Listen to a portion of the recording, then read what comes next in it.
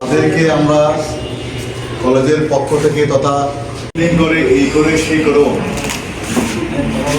অধিকাংশ স্টুডেন্ট ক্লাসরুমের বাইরে থাকে। এটা আমার মাথায় ঢোকে না, কেন এখানে তারাই বড় নিচ্ছে। কলেজ সমস্যা কি, পাশের হার কম হলে কলেজের একটা বাপ মূর্তি বিনষ্ট হচ্ছে। যাক, সেগুলো আমি কিছু বলে তখন বলবো। এই অনুষ্ঠানের মূল উদ্দেশ্য হচ্ছে তোমাদের মাঝে প্রেরণা সৃষ্টি করা। আজকে যারা ক্রেস্ট নেবে বা এই যে আমাদের সম্মানিত শিক্ষকদের সম্মুখে যারা সম্মানিত হবে বা তোমাদের আমরা আলাদাভাবে চিনব, এখানে যারা প্রথম বর্ষের আছো তারাও যেন একই স্বপ্ন দেখো আজকের পর থেকে। তোমাদের মাঝে এই স্বপ্নটা জাগ্রত করার জন্য আজকের এই অনুষ্ঠান। তো আশা করি আমাদের যে গুণীজন শিক্ষক মহোদয়রা আছে তারা তোমাদের সবসময় ক্লাসে বিভিন্ন উপদেশমূলক কথাবার্তা বলে, কিন্তু আজকে একটা বিশেষ সময়, যে সময়ে উপদেশের সাথে যারা ভালো করছে সফল হয়েছে তাদের সফলতার স্বীকৃতি হিসাবে আমরা তাদেরকে পরিচিত করে দেবো এবং স্যারেরা সেই মুহূর্তে কিছু কথা বলবে। আশা করি সবাই খুব মনোযোগ সহকারে সেই কথাগুলো শুনবে। এবং আমি তোমাদের কাছে ধন্যবাদ এবং কৃতজ্ঞতা জানাই। তোমরা এটা আমাকে খুব সহযোগিতা করেছো এবং খুব শৃঙ্খলার সাথে পরীক্ষায় অংশগ্রহণ করেছো। এবং যে দ্বিতীয় হতে পারেনি, মানে দ্বিতীয় জন যে প্রথম হতে পারেনি তারও কাছাকাছি নাম্বার, তার মানে তোমাদের মধ্যে একটা কম্পিটিশন ছিল। তোমরা ভালো চেষ্টা করেছো, আমরা ভালো থেকে ভালোটাই নিয়েছি। তো আমি এর ক্ষেত্রে যে দ্বিতীয় এদেরকে আমি পুরস্কার দিতে পারি না, এর জন্য আমি আসলে আন্তরিকভাবে দুঃখিত এবং লজ্জিত। তো যারা প্রথম হয়েছো, সাবজেক্টের কথা আমি বলবো, বাইরে কথা বলতে চাচ্ছি। আমার সাবজেক্টের বিষয়ে যেগুলো পড়াচ্ছি আমি এখানে উপস্থিত পাই, বিশেষ করে বেশি হলে আমার ক্লাসে 4 জন, 5 জন, 7 জন। এই বাইরে একদিন যেগুলো আসবে সেগুলো আর 2 দিন পরে সেগুলো এখানে দেখা যায়। এরপরে ক্লাসে আবার এর পরবর্তী আবার নতুন মুখ। এইভাবে তো লেখাপড়া হয় না। লেখাপড়াটা হচ্ছে একটা কম্বিনেশনের ফসল।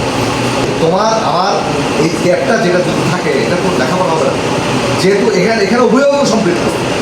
পাশাপাশি তুমি আর আমার মধ্যখানে কিন্তু অভিভাবক সম্পৃক্ত। কেন অভিভাবক সম্পৃক্ত? তুমি কি করছো না করছো সেটা যদি ফিডব্যাক অভিভাবক আমাকে না জানায়, তাহলে তোমার যে উচ্চতর প্রগ্রেস আমি কীভাবে উপলব্ধি করি, কাকে উপলব্ধি করাবো? এগুলো নিত্যদিন ঘটে যাচ্ছে। কারণ আমরা এখন অনন্য উপায় হয়ে তোমাদের কাছে আমরা কথাগুলো বলতে বাধ্য হচ্ছি।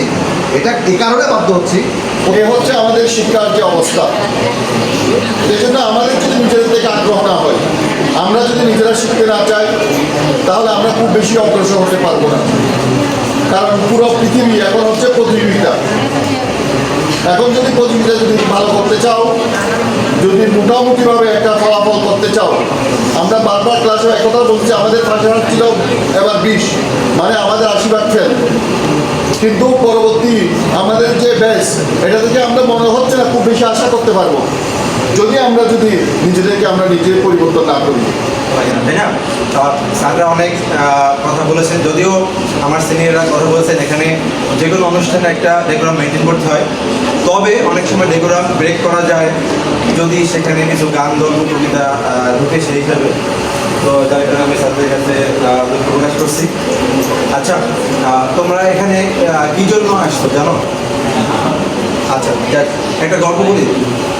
এক মা তার 2 সন্তানকে নিয়ে, মানে এখানে তোমরা কী জন্য আসছো এটা তো বুঝতে পেরেছো, তাই না?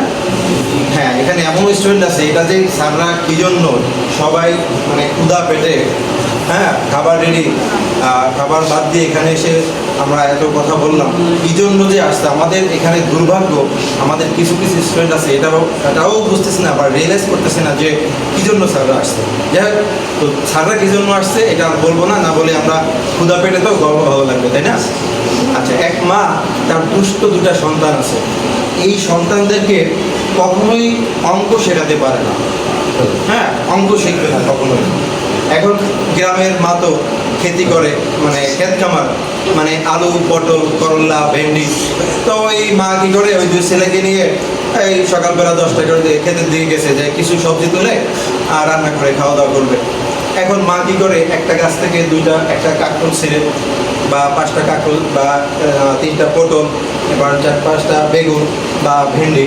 তো মার তো উদ্দেশ্য ভালো, মা এখন আজকের এই উদ্দীপনামূলক ঘোষণামূলক অনুষ্ঠানের সম্মানিত সভাপতি, অত্র কলেজের ভারপ্রাপ্ত অধ্যক্ষ বাবু অজিত কান্তি দাস মহোদয়, এবং আমার সাথে যে পণ্ডিত ব্যক্তিরা স্যাররা আছেন, আমি নাম আর বলছি না, ইচ্ছে ছিল সবার নাম বলে আমার বক্তব্য শেষ করে দিই।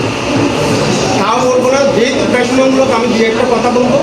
আমি আমার সহকর্মীদের, শ্রদ্ধেয় সহকর্মী এবং প্রিয় ছাত্রছাত্রী সবাইকে আজকে যে অনুষ্ঠানের জন্য আমরা এখানে কথা বলতে পারছি, তাদের যে প্রতিটা বিভাগের 3 জনের